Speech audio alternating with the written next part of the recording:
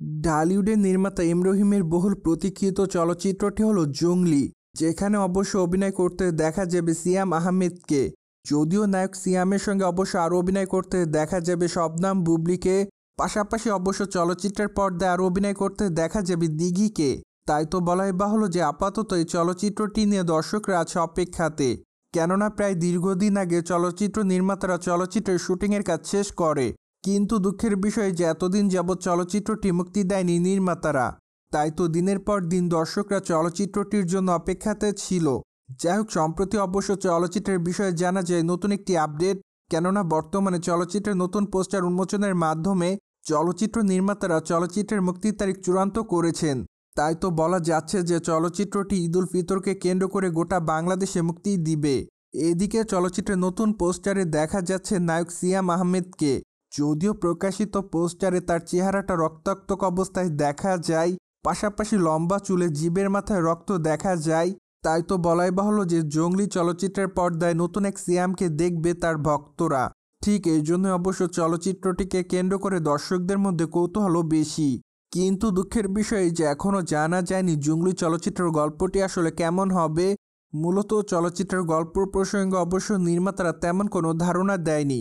তাই তো কোনো রকমভাবে ধারণা করা যাচ্ছে না চলচ্চিত্রটি আসলে কেমন হবে। বাই দ্য ওয়ে, বর্তমানে ঢাকায় চলচ্চিত্রের তারকা সিয়াম আহমেদের হাতে বেশ কয়েকটা চলচ্চিত্রের কাজ আছে বলে জানা যায়।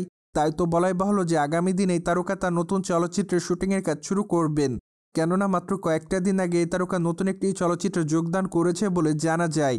কিন্তু দুঃখের বিষয় যে তার নতুন চলচ্চিত্রের নাম অবশ্য এখনও চূড়ান্ত করা হয়নি।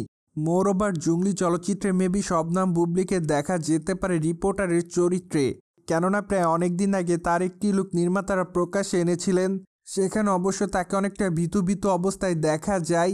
যাই হোক, আসলে এই তারকাকে চলচ্চিত্রের পর্দায় কোন চরিত্রে দেখা যাবে তা অবশ্য এখনও চূড়ান্তভাবে বলেনি নির্মাতারা, কিন্তু প্রাথমিক পর্যায়ে ধারণা করা যাচ্ছে চলচ্চিত্রের পর্দায় মেবি নায়িকাকে রিপোর্টারের চরিত্রে দেখা যাবে।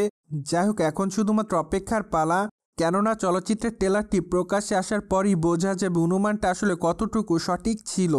অন্যদিকে অবশ্য মাত্র কয়েকটা দিন আগে জানা যায় ভালোবাসা দিবস উপলক্ষে নির্মাতা এম রহিমের জংলি চলচ্চিত্রের প্রথম গান মুক্তি দেওয়া হবে।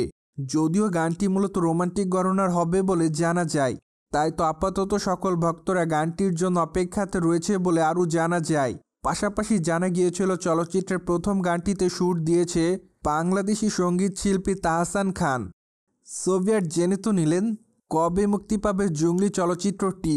ফলে বিষয়টি নিয়ে আপনাদের কোনো মতামত থাকলে কমেন্ট বক্সে জানাতে ভুলবেন না। Subscribe our channel for more update.